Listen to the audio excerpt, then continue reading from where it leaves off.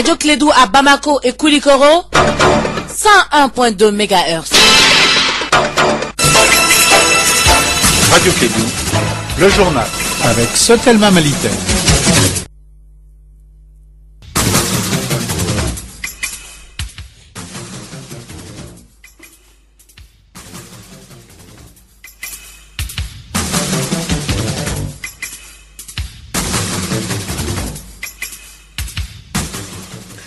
Mesdames et messieurs, bonjour. Merci de votre fidélité. Bienvenue dans ce 13h les titres. Situation sécuritaire du Mali. Les élus de la nation ont interpellé le gouvernement et lui demandent de désarmer toutes les milices d'autodéfense et doter également les FAMA de matériel adéquat. 4 bandits spécialisés dans le vol et le viol dans la ville de Kati viennent d'être arrêtés grâce à la contribution de la population. Pour l'heure, ils sont dans les mains de la justice. L'Égypte est désignée comme pays hôte de la CAN 2019 par la Confédération africaine de football. On en parlera en fin d'édition. Bienvenue dans ce journal.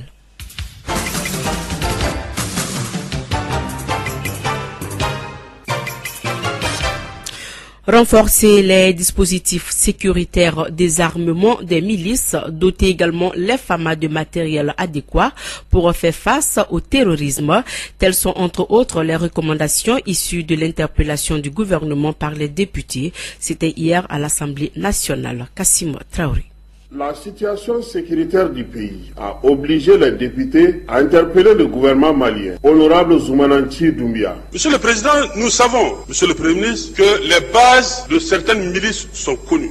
Pourquoi, à la date d'aujourd'hui, ces bases ne sont pas démantelées? Dans la mise en œuvre, en tout cas, du programme ambitieux que vous avez eu à décliner ici, Monsieur le Premier ministre, vous avez dit qu'il y aurait un maillage important au niveau du centre. Mais est-ce qu'aujourd'hui, malgré ce dispositif que vous aviez décliné en son temps, est-ce que ce dispositif n'a pas montré ses limites aujourd'hui? Du côté de l'opposition, la plupart des questions ont été posées par l'honorable Birema Beridogo. Quelles sont les causes de cette recrudescence de l'insécurité et surtout les violences intercommunautaires et interethniques? Quelles sont les solutions et moyens proposés par le gouvernement venir à bout de cette insécurité? Quel est le sens de cette déclaration de l'armée qui n'est pas pour rassurer les citoyens? A. N'est-ce pas un aveu d'impuissance? B. N'est-ce pas l'expression de l'échec des politiques mises en œuvre? Que faites-vous pour dissoudre les milices dont les populations civiles se plaignent? Quelles sont les mesures proposées pour lutter contre d'une part les terroristes et d'autre part les milices? Les femmes députées ne sont pas restées en marge, surtout celles originaires du centre du pays. Diallo Aïssata Sissi. Nos sœurs sont privées de toute forme de réjouissance lors des cérémonies traditionnelles, contraintes de porter le voile même pour en allant chercher de l'eau. Nos frères sont privés de leur liberté élémentaire, vaquer à leurs activités socio-économiques. Les champs prêts à être récoltés sont brûlés. Les bozos sont traumatisés parce que interdits de pêche dans certaines zones. Les rares pistes sont truffées de mines. Les populations vivent dans la psychose totale. Elles sont confinées dans les localités dans une atmosphère de suspicion extraordinaire. Le Premier ministre a égrené un chapelet de propositions. Nous allons continuer de renforcer notre présence militaire et sécuritaire. Nous allons accroître les moyens mis à la disposition de nos forces, y compris sur le fleuve, pour assurer la sécurité des populations, avoir plus de mobilité, avoir plus d'efficacité pour pouvoir protéger les populations, leurs activités et le territoire. Nous allons continuer l'opération de désarmement jusqu'à la fin du mois de janvier. À partir de là, nous ne pourrons pas ne pas passer à une autre phase plus active contre tout ce qui porterait des armes. À la fin des débats, une recommandation a été adoptée, lui par l'honorable Karim Keïta, président de la Commission de défense nationale de l'Assemblée nationale. La résolution adoptée par les députés a été lue, comme l'a si bien dit Kassim Traoré, par le président de la Commission sécurité et défense nationale, l'honorable Karim Keïta.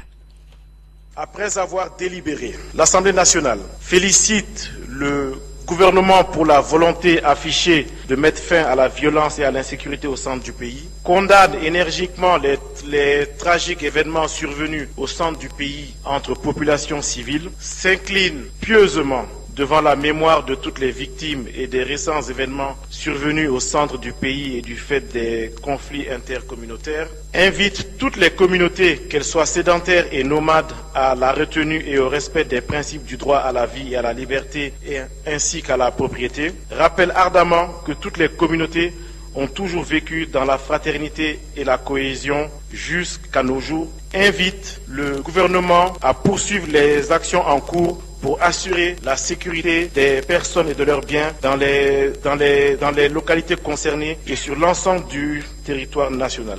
Recommande au gouvernement de tout mettre en œuvre pour faire renaître la confiance entre la population et l'État. Encourage l'ensemble des communautés au sein du pays d'observer les règles du vivre ensemble qui ont toujours prévalu en leur sein jusqu'à nos jours. Demande au gouvernement de désarmer toutes les milices d'autodéfense. Invite le gouvernement à prendre toutes les dispositions pour la prise en charge des déplacés et leur retour rapide dans leur localité. Exhorte le gouvernement à prendre toutes les dispositions pour ramener la paix et la cohésion entre les différentes communautés. Invite la communauté internationale à poursuivre et intensifier le soutien apporté au gouvernement dans sa lutte contre le terrorisme.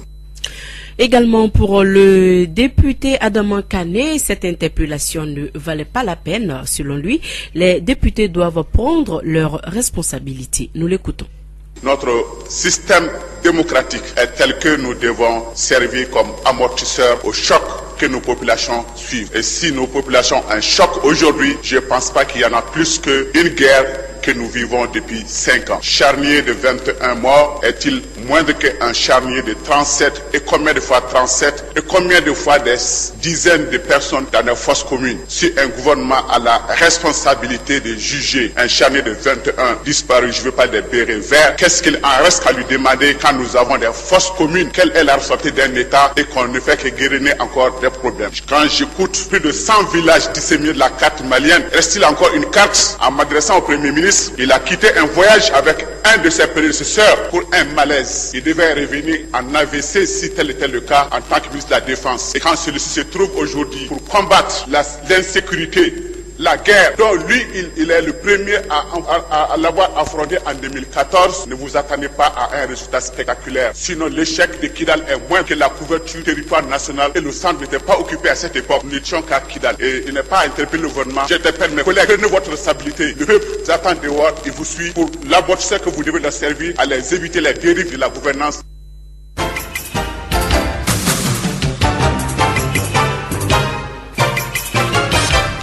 Le groupement syndical des surveillants de prison dit ne pas être concerné par le préavis de grève de l'Union nationale des travailleurs du Mali. Selon le secrétaire général Daouda Konaté, son groupement syndical n'a pas été associé aux travaux préparatoires de la grève de l'UNTM. Nous l'écoutons au micro de Arunaba. L'objet de notre visite ici, c'est pour informer nos militants de base, là où ils se trouvent, par rapport à une propagande qui se tourne autour d'un préavis de grève déposé par nos camarades de l'UNTM. Nous avons fait un communiqué que nous avons diffusé au niveau de beaucoup de structures médiatiques, informant nos militants de base que notre bureau n'observe pas ces modes de grève parce que nous ne nous reconnaissons pas à travers ces cahiers de doléances et nous n'avons pas été associés au processus aboutissant à l'élaboration de ce présent préavis. Nos doléances particulières, vous savez très bien qu'au Mali, le traitement salarial c'est à des niveaux. La valeur indiciaire multipliée par les points d'indice et ajouter maintenant les primes et les indemnités. Mais au jour d'aujourd'hui, nous prenons seulement que la valeur indiciaire multipliée par les points d'indice. Donc maintenant, il faut impérativement un décret annoncé dans la loi, prenant en compte nos aspirations en termes de primes et des indemnités. Nous avons actualisé notre cahier de doléances et nous avons envoyé au ministre actuel de la Justice. Donc, ces cahiers-là est à l'analyse. Au jour d'aujourd'hui, nous ne sommes pas arrivés à un préavis de grève. Nous sommes en parfait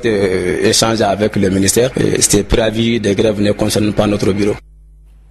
Voilà, je vous rappelle également que le préavis de grève de l'Union nationale des travailleurs du Mali a été déposé le 19 décembre 2018 et il compte observer donc le grève demain mercredi 9 janvier.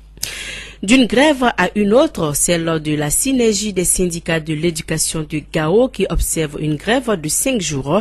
Cette grève est observée suite à la non-réaction du gouvernement malien de la totalité des doléances de la synergie des syndicats. 10 points de revendication sont à l'ordre du jour. Écoutons Abdul Aziz Ibrahim Maïga. Il est membre du collectif des syndicats des enseignants du Nord. Il est au micro de Aminata Diallo depuis Gao.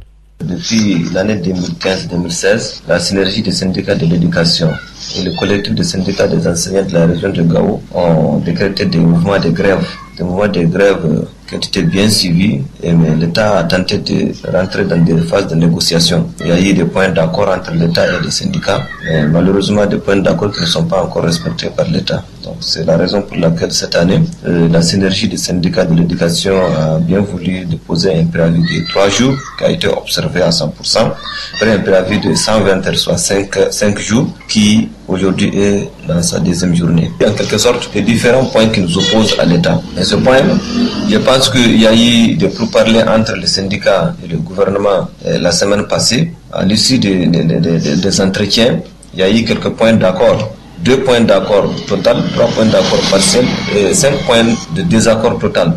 Donc à la fin de la rencontre, puisque le syndicat n'a pas eu de satisfaction, ils ont décidé ensemble de maintenir le mot d'ordre. Malheureusement, de façon plus ou moins, je peux dire, non responsable, le gouvernement a décidé de ne même pas reconnaître les points d'accord entre le syndicat et l'équipe gouvernementale. Donc pour ça, je pense que le syndicat n'avait pas le choix de maintenir son mot d'ordre. C'est la raison pour laquelle aujourd'hui le mot d'ordre est bien suivi au Mali. D'ici les 5 jours, s'il n'y a toujours pas de résultat, que prévoyez-vous de faire?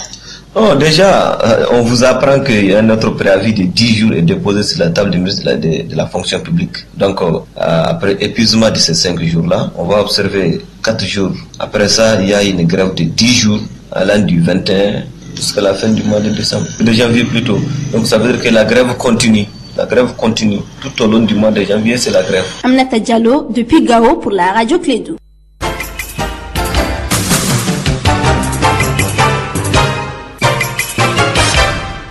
Voilà, l'actualité internationale nous conduit tout d'abord au Gabon.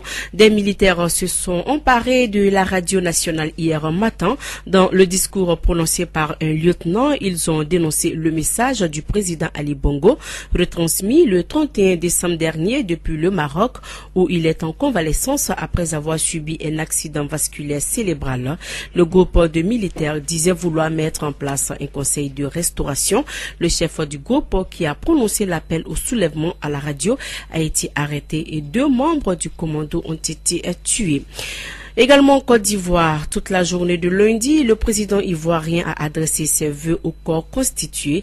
Alassane Ouattara a fait le bilan de 2018 et tracé également des perspectives pour l'année qui s'ouvre. Pas de changement de cap cette année. Ma volonté est d'inscrire 2019 dans la continuité de 2018, a notamment déclaré Alassane Ouattara devant les ambassadeurs étrangers. Il a tenu à rassurer sur la présidentielle de 2020. Dans un instant, retour chez nous.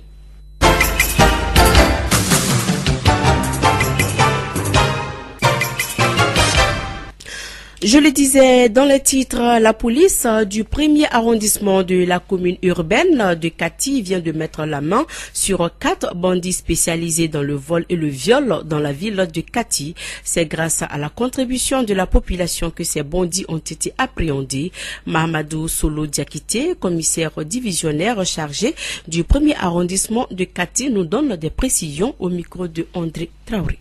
Les ressortissants du quartier Kati Koko étaient victimes de vol et puis d'agression. Donc suite aux exploitations de renseignements, nous avons pu mettre la main sur la dite bande. Donc c'est des gens qui opéraient nuitamment avec des armes à feu et sous la menace. Et très souvent quand ils venaient, ils agressaient non seulement les victimes, il y a un même qui a été victime de viol. Nous avons pu recouper les informations, rassurer la population parce que la panique s'était installée. Donc il fallait jouer au professionnalisme, pouvoir mettre hors d'état de nous ces gens-là. La collaboration de la population nous a permis de pouvoir mettre la main sur ces individus. Donc ils étaient en connivence avec certains de Bamako qui nuitamment arrivaient en véhicule. Donc après leur forfait, ils essayaient de brouiller la piste pour dire qu'ils sont anciens militaires et qu'ils n'ont rien à perdre dans ce dossier. C'est ainsi que nous avons pu les interpeller, notamment 4 personnes. Le 5e est en fuite et les recherches sont en cours. Ils ont été interpellés avec un pistolet de fabrication artisanale. Nous n'avons pas pu retrouver pour le moment les autres armes. Mais ce n'était pas que ce pistolet. Il y avait d'autres armes de, si je peux me permettre, de guerre. Parce qu'on parle de PM. Donc les recherches sont en cours, comme je l'ai dit, pour pouvoir mettre la main sur cela. Ensuite, nous avons pu saisir 2 sur nos 3 motos et une quantité de drogue. Donc c'est déplorable. C'est des jeunes entre la frange d'âge, je crois, de 99-2000. La c'était donc là Mahamadou Solo Diakité, commissaire divisionnaire chargé du premier arrondissement de Kati. Voilà, parlons donc au sport avec Nana Samake qui est avec moi. Nana, bonjour. Bonjour Madame Kate, bonjour à toutes et à tous. C'est donc officiel, hein, la Coupe d'Afrique des Nations 2019 aura lieu en Égypte. Réunis ce mardi en comité exécutif à Dakar, la Confédération africaine de football CAF a désigné l'Égypte comme pays hôte de la CAN 2019. Programmée du 15 au 13 juillet prochain, cette compétition sera la première à 24 équipes. La candidature du pays des pharaons qui accueillera sa 5e CAN, la dernière remontée à 2006, a été préférée à celle de l'Afrique du Sud. Pour rappel, le Cameroun avait été désigné comme pays hôte initial de cette compétition en 2004, mais ce statut lui a été retiré le 30 novembre dernier en raison du retard pris dans les travaux. La cérémonie CAF Awards est prévue ce soir dans la capitale sénégalaise. 5 catégories de 3 joueurs ou sélectionneurs du côté masculin et féminin vont concourir pour les titres suivants. Le élu meilleur joueur africain de l'année 2017, Mohamed Salah affronte encore Sadio Mané, son coéquipier à Liverpool, et Pierre-Emerick Aubameyang, vainqueur en 2015. Comme l'année dernière, les 3 joueurs espèrent remporter le titre de joueur africain de l'année devant leur père à Dakar. D'accord. Merci Nana Samake donc pour ces informations. C'est donc la fin de cette édition. Le rappel des titres avant de boucler ce journal.